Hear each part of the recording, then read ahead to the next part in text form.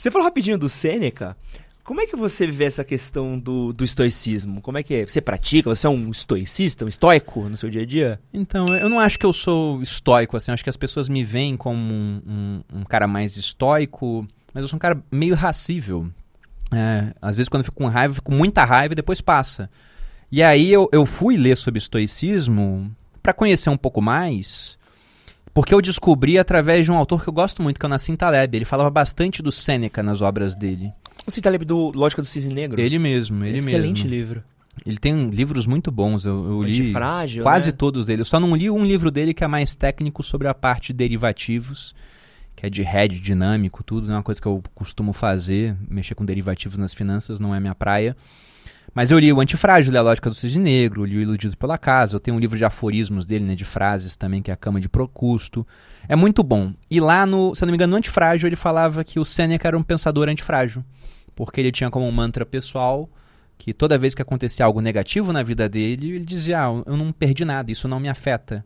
Então, se toda vez que acontece algo na sua vida que é negativo, aquilo não te afeta, você pode ser afetado por coisas positivas. Então, você não tem o que perder e só tem a ganhar com a passagem do tempo na sua vida. E quando eu fui pesquisar mais sobre o Sêneca, eu vi que ele também era o homem mais rico de Roma na época dele. Ele tinha uma fortuna, e eu coleciono moedas antigas, de 300 milhões de denários. O denário foi durante bastante tempo a unidade monetária romana. Era uma moeda de prata. Convenciona-se que naquela época era o pagamento por um dia de trabalho. Então o Sêneca tinha uma fortuna de 300 milhões de dias de trabalho. Ele era muito rico. E eu fui ler sobre esse cara, e eu gostei bastante. Eu acho que ele escreve muito bem. Ele tinha, inclusive, obras de teatro, né, copiando tragédias gregas, assim, porque os gregos faziam mais ou menos o que a gente faz com o Batman, né? Todo mundo que vai no cinema ver o filme do Batman sabe o começo, o meio e o fim. Sabe mais ou menos a história que vai acontecer. Os gregos sabiam também toda a história da trilogia tebana da família do Édipo. O cara ia matar o pai sem saber, ia casar com a própria mãe, ia ter filhos, ia se cegar, mas você tinha lá o Sófocles escrevendo sobre isso, o Ésquilo escrevendo sobre isso, o Sêneca escreveu sobre isso também na história romana. Então era um cara muito culto, falava sobre vários assuntos, e eu comecei a ler. E um dos primeiros que eu li dele foi o Sobre a Ira.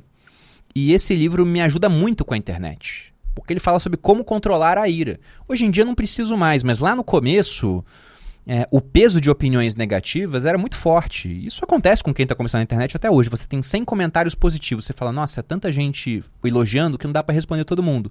Agora, se aparece um negativo, você quer responder. Você quer responder e você, às vezes, você quer ir na jugular, se der para você ir, entendeu? E aí ele fala lá sobre esse tipo de coisa, né? Tem basicamente uma frase que virou um mantra pessoal toda vez que eu vejo algo negativo na internet. E se eu for procurar, eu vejo todo dia. É um jogo de números, como eu falei aqui no começo do podcast. Mas ele falava que a grande nobre é aquele que, à maneira de uma enorme fera, escuta indiferente os latidos de cães pequeninos. Eu falei, cara, ele tá certo, né? Ele não sabe, né? Não tinha como ele saber há 2000 anos que existiram redes sociais, mas ele tá totalmente correto sobre a conduta em rede social. Então eu leio bastante estoicismo, que é uma corrente filosófica que ela começou sem grandes pretensões. Até o nome estoicismo vem de estoica, que era um pórtico. Você pensa em Atenas antiga, você tem o centro da cidade e tem um pórtico. O pórtico é um portão. Então os estoicos se reuniam perto do portão. E quem estava no centro eram os poderosos. Quem estava na periferia era o pessoal que não tinha poder. Então começou assim. E no mundo romano o estoicismo foi muito popular. E o Sêneca, junto com Marco Aurélio e o Epiteto, foram os maiores pensadores do estoicismo no mundo romano. E o Marco Aurélio era o homem mais poderoso da sua época, foi imperador romano.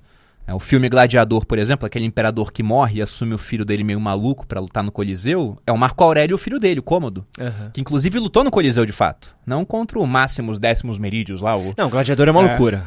Mas ele lutou no Coliseu mesmo, ele se vestia de Hércules e entrava lá para lutar. E ele foi morto numa noite de Ano Novo pelo professor dele, um gladiador que ensinou ele a lutar no Coliseu. Então era bizarro também a história do Império Romano. Você vê as anotações do Marco Aurélio, e basicamente uma corrente filosófica que fala para você se preocupar com aquilo que você pode controlar e aceitar o que você não pode, né? E a gente tem que ter a sabedoria de conseguir discernir entre as duas coisas. Tem um pensamento do Sêneca também, que é um mantra na minha vida, outro, onde ele diz que o homem sábio, ele procura, né, pensar em tudo que vai acontecer quando ele decide fazer uma coisa, mas ele não controla os resultados. Ele fala que o começo está sob o nosso poder, mas a fortuna que decide o assunto. Quando você for começar, você olha tudo que pode acontecer. Agora, depois que você começou, o resultado não depende só de você. Cabe a você aceitar muita coisa que vai vir. Então, pensa muito bem antes de começar, porque isso está sob o seu controle. O que vai vir depois não está. E quem quiser estudar um pouquinho mais, tem Sêneca, tem o Nissim Taleb, tem coisas. Que outro lugar você acha bacana para dar uma...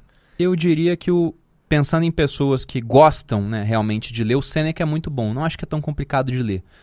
Mas também eu já li há bastante tempo. O cara que quer começar, talvez o melhor autor da atualidade seja um cara chamado Ryan Holiday. Tá. Porque ele pega esses antigos e deixa em termos mais palatáveis. Mas eu gosto muito e eu descobri também que vale muito a pena ler os originais, assim, o autor mesmo.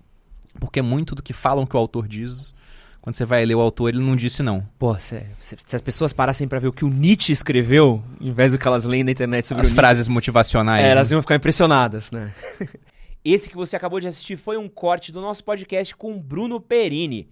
Se você quiser assistir ao episódio completo, vou deixar ele aqui do lado com um outro corte que você também vai adorar assistir. E não esquece de se inscrever aqui no nosso canal.